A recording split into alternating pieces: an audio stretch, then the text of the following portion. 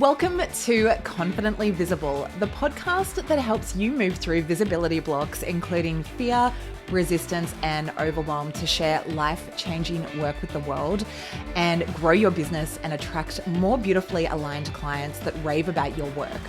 I'm your host, Beck Sands, a visibility mentor, a certified life coach, and an award-winning PR consultant based in sunny Newcastle, Australia.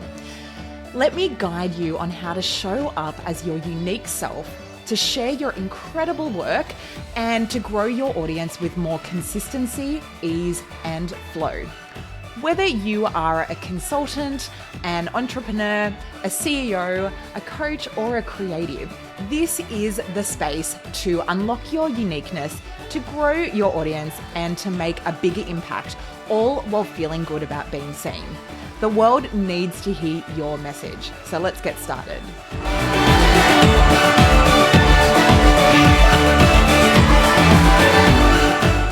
I am interrupting this podcast episode to share that we have started a waitlist for our upcoming Confidently Visible speakers training sessions that we'll be hosting in Newcastle.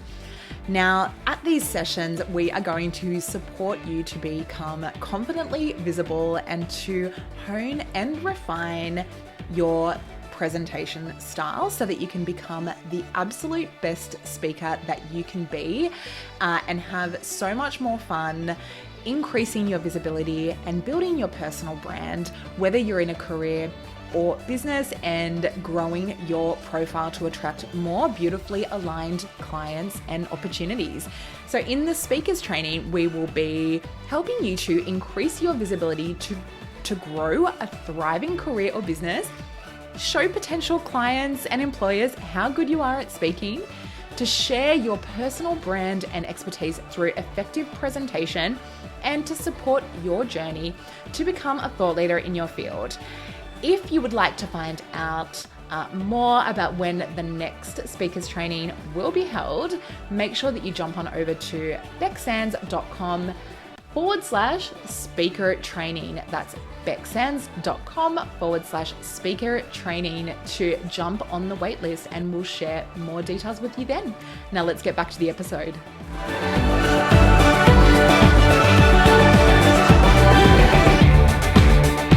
Hello and welcome to another episode of the Confidently Visible podcast. It is so wonderful to be here with you today, and today I'm actually going to be doing something a little bit different, and that is sharing an interview with the wonderful Katie Boysen. So she is a US-based consultant, and she today is sharing some of her expertise, knowledge, and insight on the rise of consulting and how to build your brand as a consultant. So I know that a lot of people listening to this podcast are in careers potentially thinking about becoming consultants, or they're already consultants, or coaches or creatives or some type of business owner. So hopefully this will support you today if you are a consultant or you're thinking about becoming consultant. But even if you're not, Katie shares some really incredible tips on building your personal brand, and these are insights that we can take away no matter what type of business we are building. So I really hope that you love this episode today. I'm going to share a little bit about Katie. So she has over 20 years of experience in developing and leading communication strategies for some of the world's most influential agencies, entrepreneurs, startups, and Fortune 500 companies including Salesforce, Outcast Communications, Jawbone, Nasty Gal, and Qualcomm. Katie is the co-host of the Smart in Public podcast, created for PR and comms professionals to learn from each other and share knowledge from lived experience across the various roles and industries that the profession touches. Katie now operates as a consultant for Series B and C stage companies, working as a trusted partner to some of the most well-known venture capital firms in the world. She specializes in developing narrative-based communications programs, building founder profiles, and leading company launch strategies. Let's get into the episode.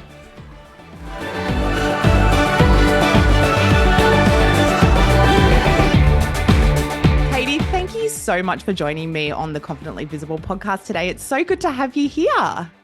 Thank you so much for having me. I'm so excited to be here.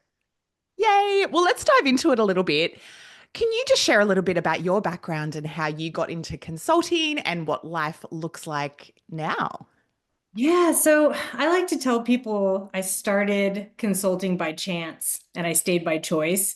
So my background is kind of all over the place, over the whole comms umbrella. I've had 20 years of experience doing, in-house agency comms. I've been a publicist in some capacity, and really just focused on helping companies, entrepreneurs, founders and venture capitalist firms find those stories, tell them through narratives, put them into a strategic plan. So what I look at from a comms perspective is really what is the story? What is what I call yes and? So if you have a product announcement, sure, I can help you with that. But what is the industry relevance? What is signaling in the market? What is that yes and story to really find a hook with the journalist that's relevant? And that's what I focus on in my comms consulting now. So I work as a fractional CCO and I work with Series B, C, D startups, mostly with venture capitalist firms that hire me to come in and help them with their portfolio companies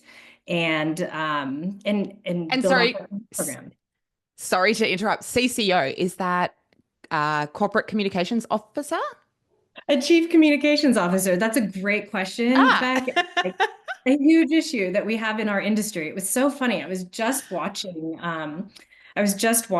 a podcast or like a video cast. What is that? A video cast where they were stating all these facts about the comms industry, and the comms industry has like the biggest roundup of jargon used, which is so ironic because like we're supposed to be the communicators, right? And so thank you for clarifying. I'm falling victim to that very thing. all good. It's probably terminology you use every single day. And I'm like, hang on, just for our listeners who aren't in comms necessarily, what does that look like? So, that's awesome. So you've kind of, yeah, you've had the whole spectrum of career experience. And what does it look like now working for yourself? Like, what does your life look like? What does work life look like? I know you had a busy week last week. We were just chatting offline, but in general, what does a week kind of look like in your life?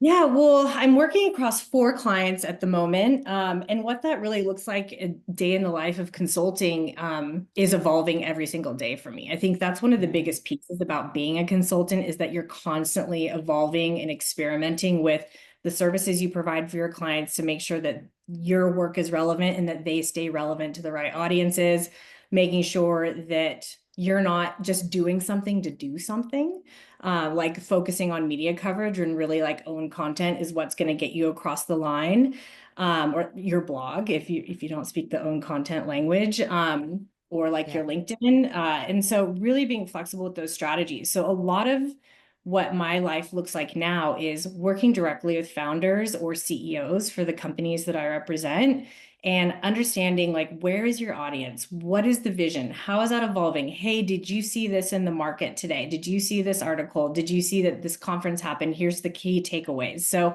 it's constantly bringing information in for them to fuel ideas so that they can then come to me with what those ideas are and we can turn them into evolved services, stories, and all that good stuff. So it's really, from a business perspective, I'm constantly focusing on how I can grow and evolve my own services and the business and how I show up as, a consultant. But then from how I'm helping my clients, it's really just being an advisor. Like I like to come in and I like to tell people that I get to come in and be the hammer. So a lot of the times when I join a comms team as a consultant and they already have a comms team built out at the company, I get to be the person that delivers the hard news because I don't have run the risk of being fired. And if I do, great. I've got three other clients, but I get to Yes. to power. And I feel like that is something that I get a privilege of doing every single day. And it only helps me grow and helps my confidence grow as a consultant as well. Yeah, amazing. Just on that point, so do you feel like it's more secure to be a consultant in this day and age? Like I know you're in the US, and so you're probably ahead of Australia. Usually the US is quite, far ahead of Australia. I feel like consulting is building like and growing. Do you feel like there is a shift in the US towards more consulting and away from corporate? And does that feel more secure for you? I think from a security standpoint, absolutely. Like the Yeah. reason that I fell into consulting was because I got laid off from a job that I had been in for 10 years. So Yeah. I gave my heart and soul to working at this company. I moved across from the US to Australia for the role. I traveled around the world with my executives. And at the end of the day, it came down to a numbers game. And Yeah. so I think a lot of people in the US are seeing that and are being impacted by layoffs, being impacted by being called back to work after promises of remote work. And they're feeling like that security is actually gone. And that is a narrative that we're hearing a lot in the US. So absolutely, I feel way more secure, or at least in control. Like, sure, Yeah. consulting is really hard and like can be an isolating and hard path to follow if you don't Yeah. have the business know-how or the network. But I would just say that I just feel at ease knowing that I have everything within my own hands and I'm not wondering like, oh, I can't say that and like do what I need to do my job well because I don't want to politically upset somebody that could put my job at risk. Yeah. And also the competition that fosters internally when you work for a company. Like when everyone's worried about their jobs, it's like, Yeah. there's a lot of silos that happen and people competing with everyone. And then, like there's that kind of culture which can feel really challenging in the moment. And like when you're a consultant, there is none of that. Mhm. Well, you get to come in as the authority, which is I have Yeah. found so empowering. At first, I had a ton of imposter syndrome when I was coming in as the consultant, because especially if there were other senior comms execs that I was consulting, because Yes. I still, for some reason, think that I am a 21-year-old baby with no experience when really like I've led comms for some of the fastest growing Fortune 500 companies in the world. And so Yeah. coming in and being the hammer and Yeah. being able to speak that truth is really, really scary. But I feel like that was a skill that I had to learn really quickly and to get over and kind of challenge that imposter syndrome, which I think kind of plagues a lot of consultants when they first get started. Yeah, I agree with you. I did a slightly different path in that I was actually moving away from PR when I started my business. So I was doing consulting more for the steady revenue, Mm. and doing coaching and building out that kind of part of my business as well. And so I felt like, yeah, it took the pressure off the consulting a little bit. And that was kind of just more to kind of tick the box of like, yeah, okay, that's going to generate some consistent revenue for me while I build out the rest of my business. But, the consulting is consistent revenue. And I do love my clients now. And I've worked with them for a long time. So I'm like, oh, that's just going to keep going in the Yeah. background, while I build out other things. But like, do you find that it gives you freedom as well to do other things in your life that you want to do? Like, that you can go for a run whenever you want, or, that you can build your life around the consulting a little bit? 100%. And I think it goes even further than being able to go for a run or not feeling guilty about doing your laundry when you're working from home. Like for me, like my husband and I 2 weeks ago wanted to go to San Diego and be at the beach. So we rented a house and I just worked there. He got to surf and I got to go out and go on walks and go out to dinner every night. We went to Mexico 2 weeks before that. So like you can from a comms perspective as well, particularly comms and consulting, like you don't need to be in a hub. Sure, it's great and it feels good from a network perspective, and you feel like you're doing something when you're around people. But if you are successful enough to start your own consulting business, then you have the network already. And that's where the fun begins because you can do whatever you want, work from where you want, and have that flexibility, which I'm really trying to like live up now.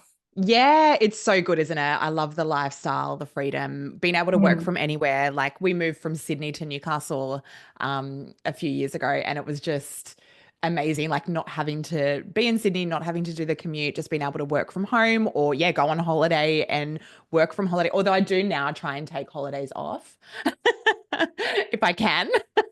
Yeah. But yeah, the fact that you can just pick up and work from anywhere is just so Mhm. incredible. So yeah, just that freedom to be able to work on what you want as well and choose. And like if you're not, if you're not aligned with a particular client or it doesn't feel like it's working, then you've still got other clients. And Yeah. so it's okay. Like it's not so much pressure that it is like having one job. Yeah, I totally agree with you. I'm all for consulting. Uh, I love it.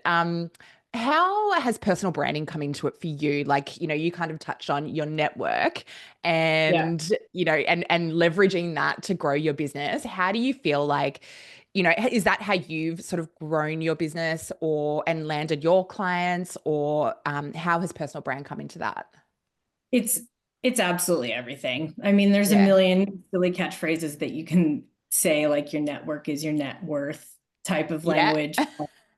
I like to, think of it as people buy people. Like when you Yes. think about a brand, when you think about how important influencer marketing has become in the past like 5 years, it's because people want a connection. They want to be aligned with somebody that they find to be interesting, smart, has a different perspective than them. And so putting that into your personal brand is so incredibly important. And it also helps you grow your network. Like I just think that it's the basis of having a strong consulting business. Oh, I so agree with you. I think you need to be getting in front of your ideal client, your ideal audience. It's interesting because I've always grown my personal brand in the coaching space for like other women in business and supporting them to be more visible. But that also, even growing that has had a flow on effect into my consulting business. Mm, So like, even though I'm not like promoting my consulting services, just by nature of building a personal brand in the coaching space, that's yeah. positioned me as an authority. And so even though I don't even talk about PR or comms or any of that sort of stuff in my content, it's so interesting how that personal brand, yeah, does have that kind of halo effect, if you like. Yeah. I always think about like who are the peripherals of comms, and I Yeah, think the benefit is there's so many. So when you're yeah, thinking of expanding your network, a lot of people will just stick to networking with other comms people. Whereas for me, I'm like, who are the yeah, sales that I really enjoyed working with and like starting to like reach back out, comment and engage on their posts. Who are the marketers that I loved? Who were the executives that I worked for? Like, how are you engaging and showing up on their channels so that people can see the insights that you're including and being like, who's this chick? How does she know this yeah. person? And coming back to your profile. And so I feel like I've gotten a lot of work just from being smart about what networking looks like rather than just doing a listicle on LinkedIn, every single day and trying to like pump content out. Yes, 100%. Like doing the in-person stuff, connecting, going to events, speaking at events, all of that Mhm. sort of stuff is so important. I feel like particularly now, like people are less and less on social media. Don't you find Mm. that? Like people are less and less, like they're just switching off more and more and like they'll still connect on social media and see a little bit of stuff, but and so you still need to have a presence, but more and more people are valuing those in-person connections, I find. I find that they are. But I also find, I don't know if you're seeing this in the Australian market as much, but I feel like people are starting to, especially from a founder perspective, like they want to see who other founders are talking to or who is engaging with other founders and events from that perspective. And I'm talking about my target audience. And when I go out and I'm like thinking about where I'm going to get a client, like this is kind of how I'm going about it. Yeah. Um, but founders don't have time to be at events. And Yeah. so for the most part, and I'm talking about like the tech B2B, like that kind of world, but thinking about it from a connection perspective, like there's so much that you can do on social media that still brings that human feel. But I agree. I do think that there's a lot in physical events that people, when they happen, you have FOMO when you're seeing that on social media after. You're like, oh, I should have gone to that. Like I Yeah. see a lot of that as well. But there still is opportunity. I feel like people might be a little bit less social on the socials these days, but um, I think it's still there and there's still opportunity, particularly when you live in such a huge country like Australia or America, where everything is. 100%. But, like having that network that you can reach out to and connecting in with other people and also for the companionship. Do you find that as well? Like, Oh yeah, absolutely. yeah. I truly think that communications is a team sport. Mm. That's the biggest thing that I miss in consulting is just turning around in my desk and being like, hey, can I just run something by you? Or like, Yeah. can we brainstorm a headline for this? Or, and that kind of interaction. I've found, I don't know if if you've joined groups like Mixing Board or if there's any communities that are like that in Australia, but in the US, there's a group called Mixing Board and it's all comms people and they have a huge Slack channel and it's all like broken out into different areas and topics and types of work, like crisis and internal and all that kind of stuff. And people are just constantly in there chatting, which is such a good proof point back to kind of what you were just talking about is like, if you are a consultant, you feel like you're on an island, you need to figure out how to create that network and that community. And whether that's in person or if it's in a platform, like I just feel like there's just so much opportunity there and to grow your business and learn from other people. It's all accessible. It's there. Yeah, no, that's so good. So, what would you say, Katie, to someone that is feeling like, oh no, consulting is way too scary? Like, I don't want to do that, but maybe they've just been made redundant or, they're feeling like they're not really aligned with their role anymore. Like, maybe they're scared about being made redundant in future and they want to build something for themselves. Like, what would you say? Starting a consulting business is not as hard as you think it is. I think I always encourage people to look into the consulting option because of the freedom and the work that you get to do. You get to focus on the work that you actually love doing. Yeah. And so that's probably the main thing that I would lean into is just thinking about it's not as hard as you think it is to get started. It's not as lonely as you think it needs to be. There's community in your network around you, and people that are willing to help you out and lift you up. And I think that until you say that you're doing consulting and you put yourself out there, I think anyone would be surprised, pleasantly surprised about what comes back to them.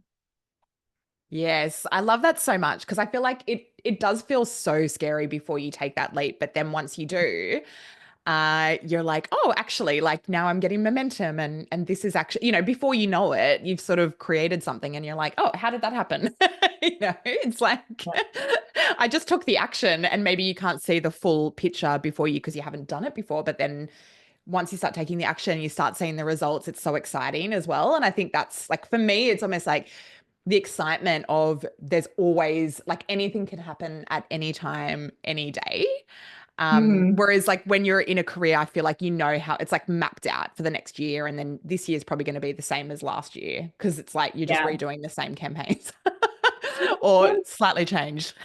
Yeah, or like you see your salary ceiling and your work ceiling Yeah. as well. Yeah. So one point that I got to was, okay, like I'm at this senior level at a company, one of the biggest companies like that I'll probably ever work for.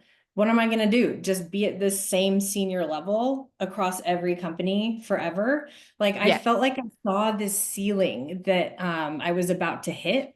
And I was like, God, when I'm like 60 and I'm still working, like, am I going to be in the same title? Like, I just Yeah. found that so daunting from a corporate perspective. And Yeah. so I think that's one of the other things about consulting is that you not only get to play different roles at different companies, but you get to pivot into different industries. You get to change your services based on what you want to do. Like everything is the work that you want to do. There's no politic chess moving in the background. There's no weird, work ceilings that you have to deal with, or even a glass ceiling. I think that there's just so much more opportunity because it's whatever you make it. Yes, I love that so much. I have to ask the question because everyone's talking about it right now. How do you use ChatGPT in your day-to-day and in your consulting? Yeah, I use it a lot. And I also, I don't know if this is like controversial. I talk to my clients about using it too. Yeah, So, for example, if I write a quote, I'll always write my own thing first. yeah, And so yeah, when I write a quote or I'm writing a press release, I'll look at it, I'll and ah over things. And if I start to feel like I'm hitting a wall, because consulting is also, like I said, like a lonely island. Like there's not a lot of people that you could have in your trust tree to be like, hey, can you look at this press release? yeah, And and get yeah. some feedback actually helpful. And so I'll chuck it in, chuck it on into Chat GPT, see what it comes out with. And you're like, oh God, that's what I was trying to say. Or this is so much more streamlined. I'm so happy that I, put these two paragraphs in and got them combined into one. Like there's a lot of ways you can use it. I also recently have been using it for building out website landing pages. So if you have Yeah. a company narrative, I'll chuck that into Chat GPT and be like, turn this into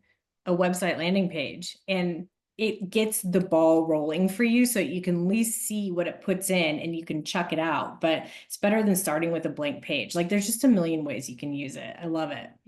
Big Yeah, I fan. do too. Yeah, big fan as well. I love it. I think no one should be afraid of it. Like it's certainly not going to take I mean, it may reduce the quantity of work required on teams because it does support. So maybe the teams will be more streamlined. Maybe the teams will be able to focus more on strategic work. Mm. Um, but I do feel like, yeah, it you still need the person to do it. Like I even like for example, I'm doing like preparing all my financials to take to my accountant like for a meeting, Yeah, right? And it's like okay, cool. Like I'll put all the numbers into ChatGPT and that will give me a PDF that I can then go, oh, here's all the numbers, take that to my accountant. And then the accountant will actually tell me, the professional opinion. So it's like, it just adds to it. that's genius, by the way. I feel like that's the bomb right there. But I completely agree. I also think that talking to your clients about using Chat GPT like almost humanizes the scenario a little bit and gives you a bit of grace. You can say like, here's what I want to put forward. Here's a couple options. This one's Chat GPT, like, or if your client is like, oh, I'm struggling with this line, or I'm struggling with putting my pen to paper. I'm like, chuck your notes, write it in an email to yourself, and then chuck it in a Chat GPT and then send it to me. And they're like, oh, like, so I mean, there's a million use cases. Big fan, as I said. I love using it to just summarize huge amounts of research into like Totally. one, you can go, oh, here's a full report or a full Mm-hmm. website, and then say, can you please summarize this in 100 words? Mm-hmm. It's You know brilliant. what's so And funny? then, yeah, Oh, sorry, I go was on. sorry to interrupt you. I read an article recently.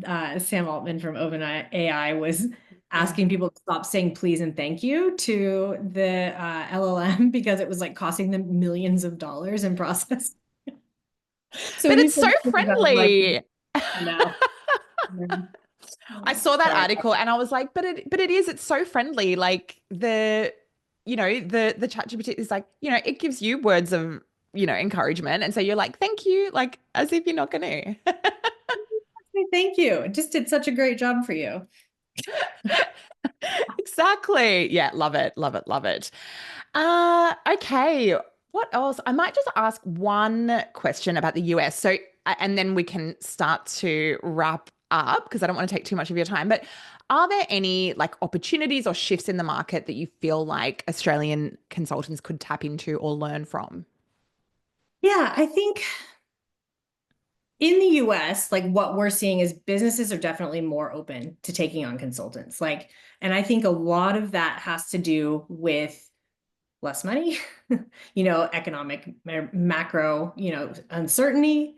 And then also just thinking about, the cost of hiring a full-time employee as well. So thinking about we in the US, we pay for healthcare. We have to pay for Mm. all of these things as a full-time employee. As those budgets get tighter, they're looking for like, we want to bring somebody on that can just work for 3 months, and then we'll bring you on 2 months later for another 3-month project. We don't have to onboard you. We don't have to pay for a bonus. We don't have to pay for your computer. We don't have to pay for your, your healthcare.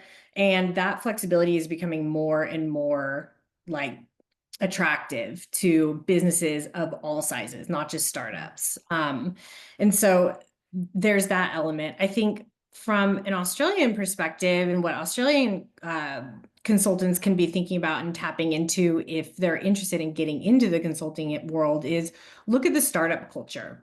Like, keep your eye on what startup culture is looking like. And that doesn't just have to be tech. Like, that can be, think about Ultraviolet, who has just gone into the US market. I think that they just launched their SPF in Sephora in the US like 3 weeks ago.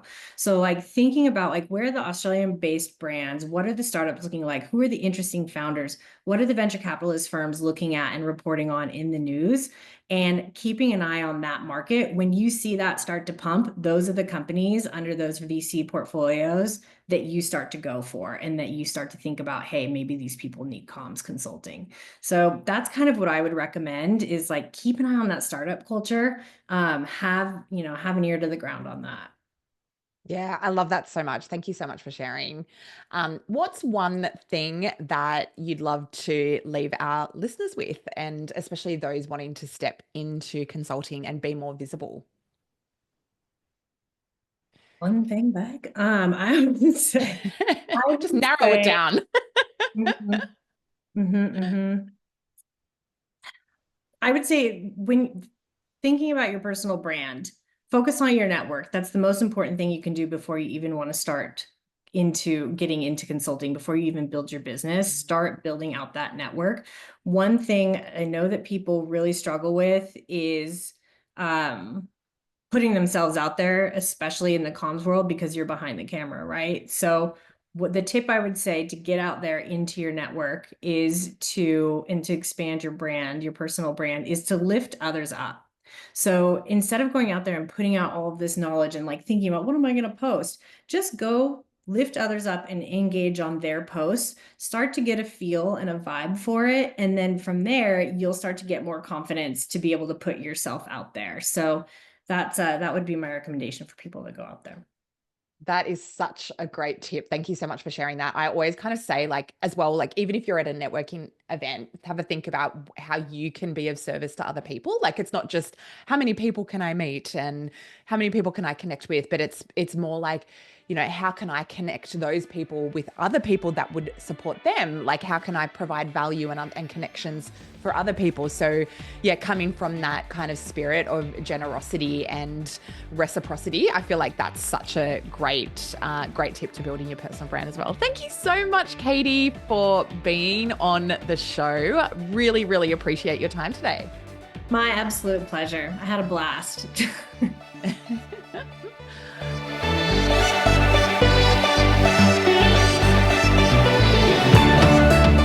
Thank you for tuning in to Confidently Visible. I hope today's conversation inspired you to show up boldly, to share your unique gifts with courage, and to move through the visibility blocks that are holding you back.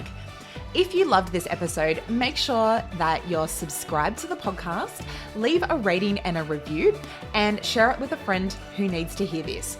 And if you're ready to become confidently visible in your business, head over to becksands.com to join my email list and to connect on LinkedIn, Instagram, and Facebook. Until next time, keep showing up as the amazing, unique you that the world needs.